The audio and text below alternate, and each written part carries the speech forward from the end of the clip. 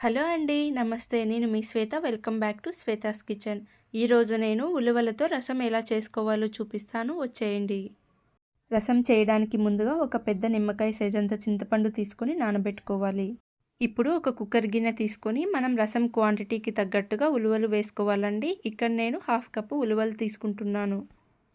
ఈ ఉలవలని ఒకసారి బాగా కడిగి ఇక్కడ నేను చూపిస్తున్న గ్లాస్తో 4 గ్లాసులు వాటర్ పోసుకుంటే సరిపోతుంది. ఇక్కడ నేను ఉలవలు ఉడికించుకునేటప్పుడు ఉప్పు వేయట్లేదండి. ఉప్పు వేస్తే ఉలవలు మెత్తగా ఉడకవు. ఇప్పుడు కుక్కర్కి మూత పెట్టుకొని స్టవ్ పైన పెట్టుకున్న తర్వాత 5 విజిల్లు హై ఫ్లేము, 2 విజిల్లు మీడియం ఫ్లేమ్లో ఉడికించుకుంటే సరిపోతుంది. ఇప్పుడు స్టవ్ పైన కడాయిని పెట్టుకొని 1 టేబుల్ స్పూన్ ధనియాలు, 1 టీ స్పూన్ జీలకర్ర, 1 టీ స్పూన్ మెంతులు, 1 టీ స్పూన్ మిరియాలు, 3 ఎండుమిరపకాయలు వేసుకొని దోరగా వేయించుకోవాలి. ఇలా ఇవన్నీ ఫ్రై చేసుకున్న తర్వాత ఒక గిన్నెలోకి పక్కకు తీసుకొని చల్లారనివ్వాలి. ఇప్పుడు మనం ముందుగా కుక్కర్కి విజిల్ పెట్టుకున్నాం కదండి, ఇవి ఉడికాయా లేదా అని ఒకసారి చెక్ చేసుకోవాలి. ఉలవలైతే మెత్తగా ఉడికాయి. ఇలా ఉడికితే సరిపోతుంది. ఉలవల్ని ఇలా మెత్తగా ఉడికించుకున్న తర్వాత వాటర్ సపరేట్ అయ్యేలాగా ఇలా వడబోసుకోవాలి. ఇప్పుడు ఉలవల్ని పక్కన పెట్టుకొని చల్లారనివ్వాలి. తర్వాత మిక్సీ జార్ తీసుకొని మనం ముందుగా ఫ్రై చేసి పెట్టుకున్న మసాలా దినుసుల్ని, ముందుగా నానబెట్టి పెట్టుకున్న చింతపండుని కూడా వేసుకోవాలి.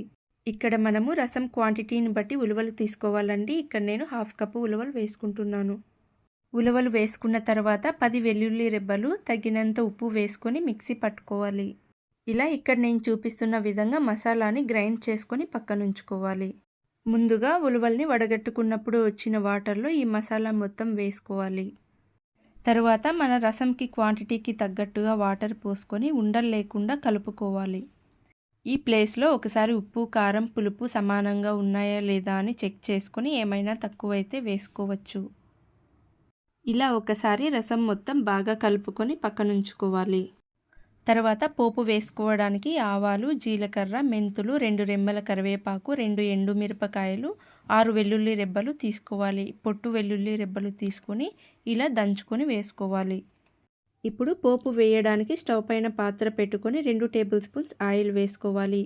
ఆయిల్ హీట్ అయిన తర్వాత ఆవాలు, జీలకర్ర, మెంతులు, ముందుగా రెడీ చేసి పెట్టుకున్న వెల్లుల్లి, ఎండుమిర్చి, కరివేపాకు ఇందులో వేసుకొని కలుపుకుంటూ 1 నిమిషం ఫ్రై చేసుకోవాలి. ఇలా ఫ్రై అయిన తర్వాత ముందుగా రెడీ చేసి పెట్టుకున్న రసంని ఇందులో వేసుకొని కలుపుకోవాలి. పోపు మొత్తం రసంకి కలిసేటట్టు ఇలా కలుపుకుంటూ ఉప్పు, కారం, పులుపు మళ్ళీ ఒకసారి చెక్ చేసుకొని మూత పెట్టుకొని మీడియం ఫ్లేమ్లో ఒక 2 నిమిషాలు ఉడికించుకోవాలి. అంతే అండి. ఆరోగ్యకరమైన ఈ రసంని సింపుల్గా ఎవరైనా సరే తయారు చేసుకోవచ్చు. చాలా టేస్టీగా, సింపుల్గా ఈ రసంని రెడీ చేసుకోవచ్చండి. మీరు కూడా ట్రై చేసి మీకు ఎలా వచ్చిందో కామెంట్ సెక్షన్లో కామెంట్ చేయండి. ఈ ఉలువల రసం మీకు నచ్చినట్లయితే like, share, subscribe. Thank you for watching.